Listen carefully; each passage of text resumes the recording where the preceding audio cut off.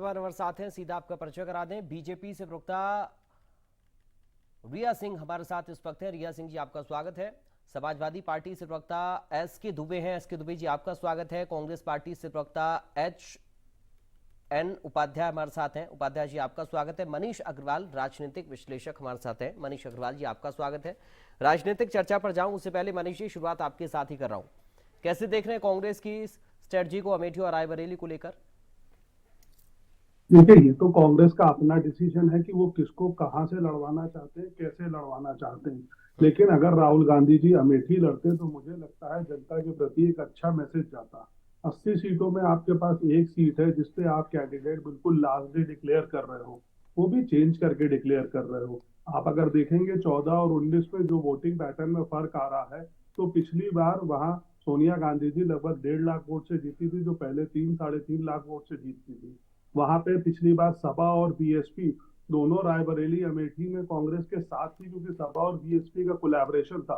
इस बार बीएसपी अकेले लड़ रही है और सपा के कुछ विधायक जो बहुत प्रभाव रखते हैं, चाहे कोई भी लहर हो, मनोज जी अपना चुनाव स्वयं जीतते आ रहे हैं, वो इस बार बीजेपी के साथ हैं। तो इसका भी इम्पैक्ट आएगा। तो मुझे लगता है रायबरेली और अमेठी दोनों की सीट टफ है।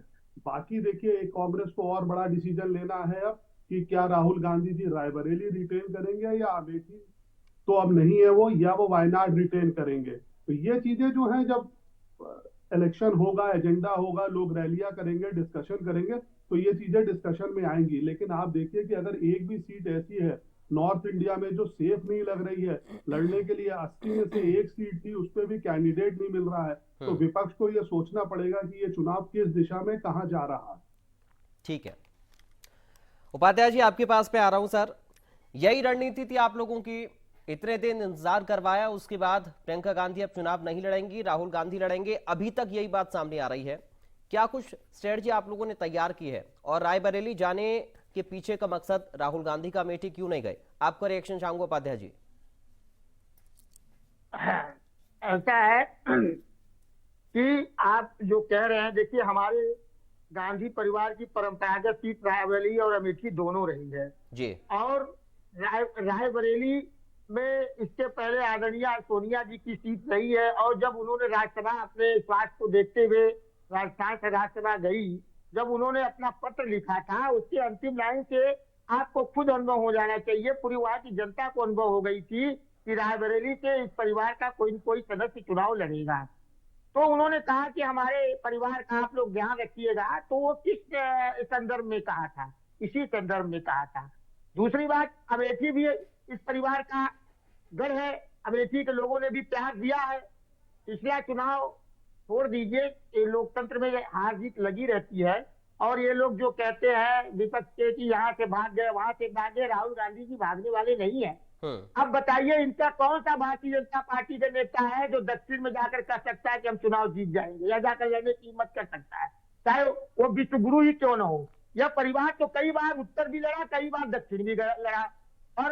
और इनकी एक नेता सुषमा स्वराज जी सोनिया जी के साथ लड़ने के लिए गई, कर्नाटक बेल्लारी में हार के चली आई। तो गांधी परिवार के लिए राहुल हो चाहे प्रियंका जी हो, इन लोगों के लिए पूरे देश के हर लोकसभा के लोग चाहते हैं कि हमारे यहाँ का चुनाव लड़े। रह गया उत्तर प्रदेश, बहुत परंपरागत सीट रही है, सोनिया जी का उस रायबरेली सीट से काफी लगाव है। और हमारी संस्कृति में मां का सम्मान करना महत्वपूर्ण माना जाता है। वो बात अलग है, कुछ लोग नहीं सम्मान करते हैं, कुछ लोग लाइन में लगवा देते हैं अपनी जो है उसके विज्ञापन में प्रचार के लिए, वो अलग बात है। सोनिया जी का ये इच्छा थी कि रायबरेली से हमारे परिवार का कोई चुनाव लड़े, क्योंकि प्रियंका जी नहीं लड़ सकती थी चुनाव, क्योंकि हमारी स्टार प्रचारक है प्रियंका जी। ठीक है, आप सुनिए एक मिनट, वो हमारी स्टार प्रचारक है प्रियंका जी। देखो भैया, हमारे पास कोई धन तो है नहीं, कोई हम लोग चंदा लो या धंधा लो या हफ्ता वसूली से धन तो इकट्ठा नहीं किया है। जो पैसा था थोड़ा बहुत वो भी सीज कर दिया गया है। तो जनता से कनेक्ट करने के लिए राहुल जी और प्रियंका जी में से एक आदमी तो पूरी तरह से छूट रहनी ही चाहिए ना, वो भी फंस जाए चुनाव लड़ने के लिए। अरे अमेठी से क्यों नहीं उतारे सर परिवार का कोई व्यक्ति? आप कह रहे हैं दोनों ही पारिवारिक सीटें हैं, परंपरागत सीटें हैं। जी, तो अमेठी में भी जो किशोरी लाल शर्मा जी है वो भी परिवार के सदस्य है भाई। चलिए ठीक है, ऐसे तो पूरा कांग्रेस पार्टी परिवार है आपका। सर, ऋचा सिंह जी के पास हम चल रहे हैं, बीजेपी से प्रवक्ता हमारे साथ हैं। ऋचा सिंह जी, बार बार इंतजार कर रहे थे आप लोग, सवाल पूछ रहे थे कि आखिर कहाँ गए राहुल गांधी, भाग गई यूपी से राहुल गांधी, प्रियंका क्यों नहीं आ रही, राहुल क्यों नहीं आ रहे। लीजिए आगे रायबरेली में आप। जी देखिए, हम लोग तो शुरू से ही उत्तर प्रदेश में और पूरे देश में बहुत मजबूती से भारतीय जनता पार्टी चुनाव लड़ रही है, और भारतीय जनता पार्टी जनता के बीच में जाकर अपना ट्रैक रिकॉर्ड देकर उससे संवाद कर रही है। लेकिन जिस तरीके से कांग्रेस पार्टी उत्तर प्रदेश से भी पलायन कर गई, आपसे मैं कहना चाहती हूँ कि उत्तर प्रदेश सबसे बड़ा प्रदेश है देश में, और 80 लोकसभा सीटों में कांग्रेस पार्टी जो राष्ट्रीय पार्टी सिर्फ 17 सीटों पर चुनाव लड़ती है। तो ये सिर्फ कांग्रेस और कांग्रेस रायबरेली और अमेठी से पलायन नहीं की, कांग्रेस ने तो उत्तर प्रदेश से पलायन कर किया है। और दूसरी बात, अभी कांग्रेस के प्रवक्ता ने खुद स्वीकार किया कि रायबरेली अमेठी कांग्रेस पार्टी का गढ़। अगर कांग्रेस पार्टी के राजकुमार अपने गढ़ से लड़ने में घबरा रहे हैं, और गढ़ को तो अमेठी को उन्होंने बहुत पहले ही छोड़ दिया था, आज अमेठी में उत्तर प्रदेश में की जो साथ ही साथ देश की जो महिला शक्ति की प्रतीक हैं आदरणीय स्मृति ईरानी जी, अमेठी ने उनको अपना परिवार का सदस्य मान लिया है। और जिस तरीके से स्मृति ईरानी जी ने पिछले 10 साल में, 5 साल में भी नहीं, मैं कहती हूँ 10 साल में वो पहली बार चुनाव हारी, उसके बावजूद वो अमेठी की जनता के बीच में सक्रिय रही, और जब वो जीत कर आई, अमेठी की जनता ने उनके ऊपर पुनः भरोसा किया, उन्होंने विकास कार्यों के ताबड़तोड़ कार्यक्रम किए, और आदरणीय मोदी जी के नेतृत्व में अमेठी का विकास हुआ। आज राहुल गांधी जी की ये हिम्मत नहीं पड़ रही है कि वो स्मृति ईरानी जी के सामने जाकर लड़ ले। और देखिए, बहुत महत्वपूर्ण बात भी कहना चाहती हूँ कि किशोरीलाल शर्मा जी की भी बात करना जरूरी है, क्योंकि एक कॉन्सेप्ट है वीपिंग बॉय का।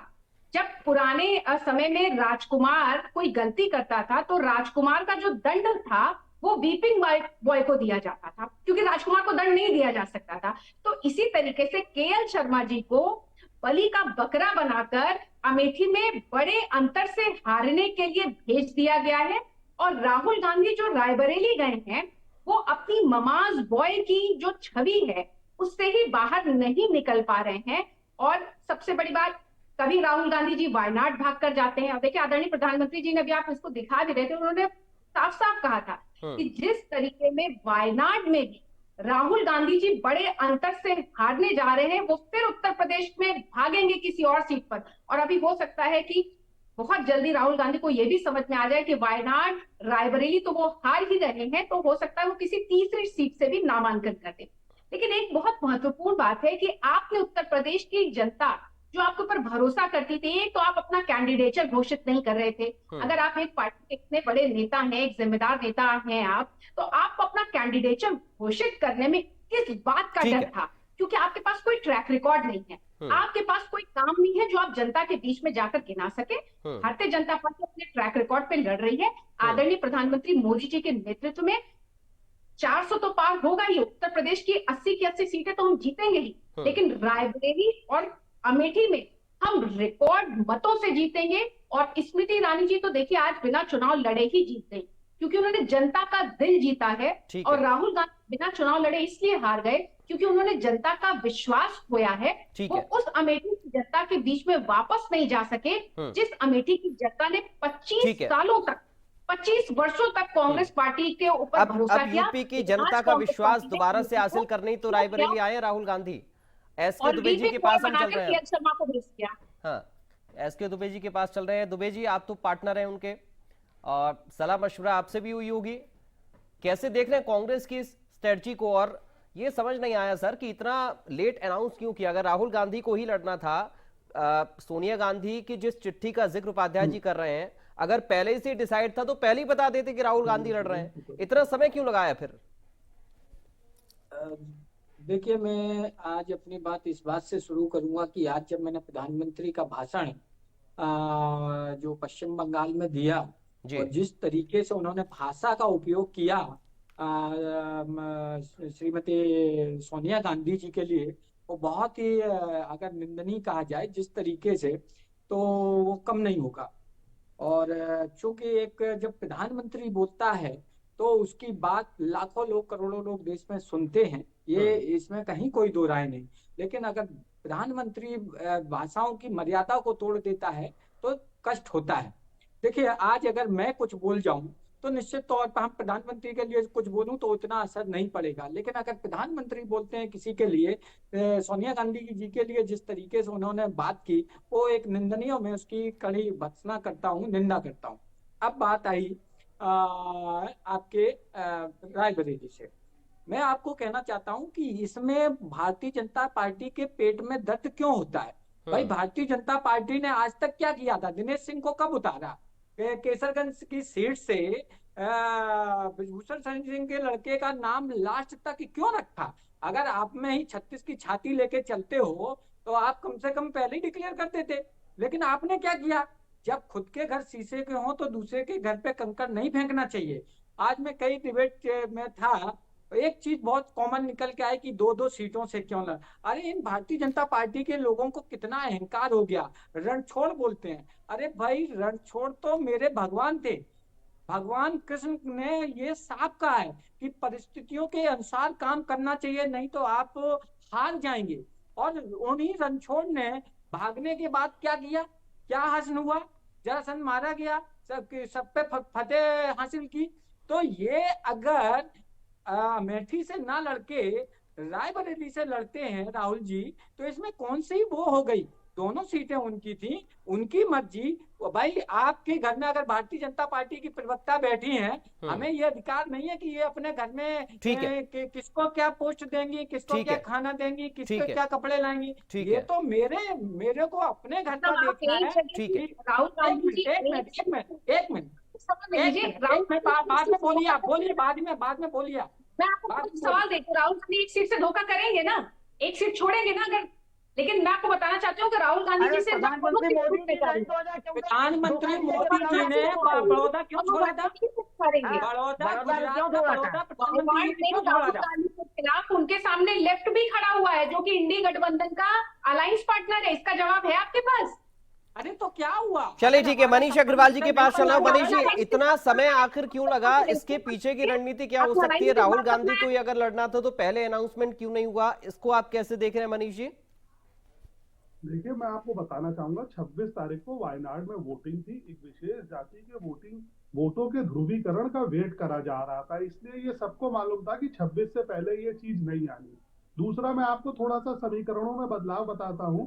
14 में स्मृति ईरानी जी लड़ी, हार गई। 19 में स्मृति ईरानी जी जीती। आज 24 में आप देखिए, स्मृति ईरानी जी अमेठी की वोटर हैं, एलिजिबल वोटर हैं। वो अपना वोट अपनी पार्टी को खुद को देंगी।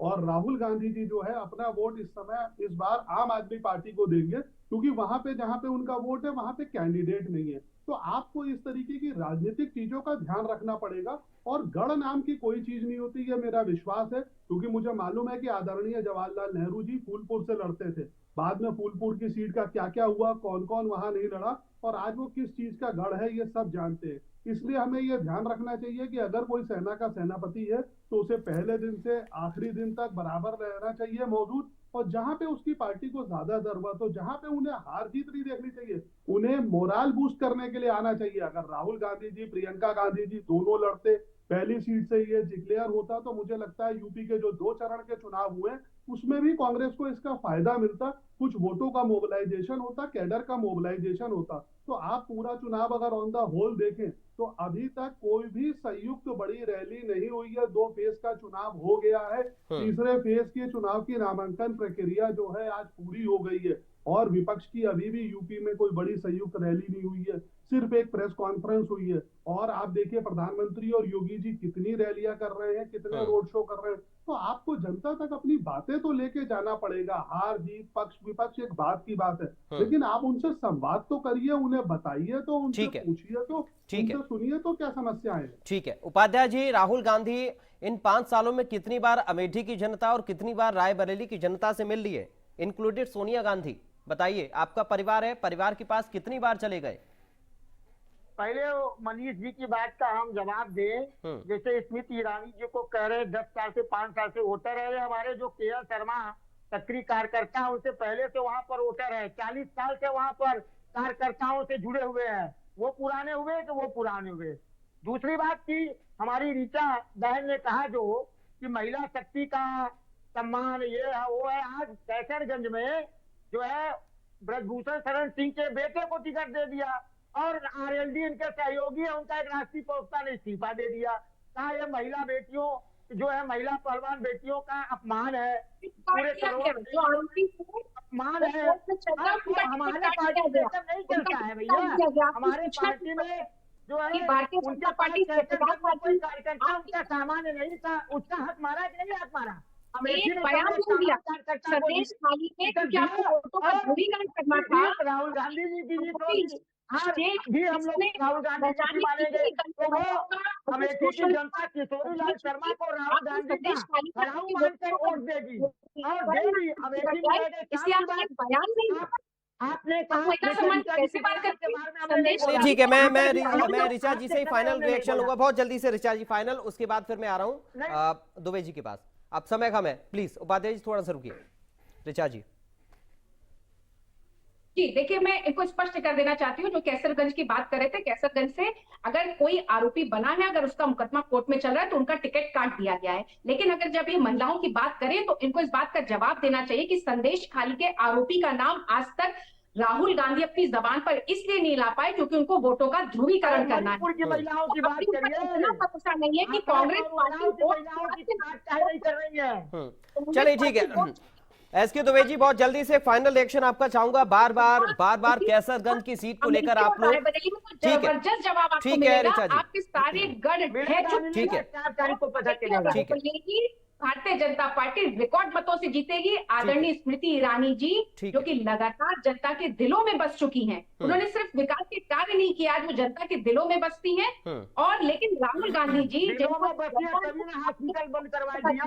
ठीक है। उधर कोई वहाँ के छोड़ लोग परेशान हो गए। ठीक है। सकता है उपाध्याय की संस्थान बंद करा दिया। कौन भागता है? राहुल गांधी जी का तो रिकॉर्ड है, लेकिन आपसे क्या जवाब सवाल किया जाए? कांग्रेस पार्टी तो उत्तर अस्पताल बंद करवाए। चलिए ठीक है, बहुत जल्दी से दुबे जी फाइनल रिएक्शन चाहूंगा बहुत जल्दी से। दुबे जी बहुत जल्दी से फाइनल रिएक्शन बहुत संक्षेप में, ठीक है दुबे जी बहुत जल्दी से। अमेठी रायबरेली को लेकर स्ट्रेटजी एक लंबी तैयार हुई है, लेकिन जीत को लेकर क्या तैयारी इसके पीछे की, आप लोग का सहयोग क्या रहेगा बताइए।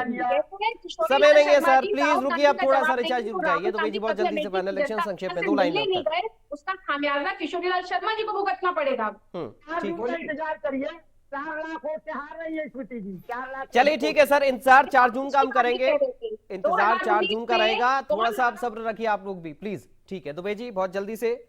जैसा मनीष जी ने भी अभी बताया कि एक पूरी स्ट्रेटजी तैयार की गई कांग्रेस पार्टी की तरफ से राहुल गांधी को उतारने को लेकर। वायनाड में वहां चुनाव हो गया, उसके बाद वो यहाँ का पर्चा दाखिल कर रहे हैं, तमाम सारी चीजें। क्या यही स्ट्रेटजी कांग्रेस पार्टी की है कि हम कैसे जनता को गुमराह करके अपना पर्चा दाखिल कर लें और ये खबर तक ना लगे कानो कान किसी को कि हम कहां से चुनाव लड़ रहे हैं कहां से नहीं लड़ रहे हैं? ये सारी चीजें क्लियर क्यों नहीं है जनता के सामने? दुबे जी, ये दुबे जी आपको आवाज आ रही है सर? चलिए अब समय का अभाव है, अब समय मुझे इतनी इजाजत दे रहा है, इसलिए बहुत शुक्रिया। ऋचा सिंह जी आपका, एसके दुबे जी आपका, उपाध्याय जी आपका, मनीष अग्रवाल जी आपका, बड़ी बहस में हमारे साथ शामिल होने के लिए।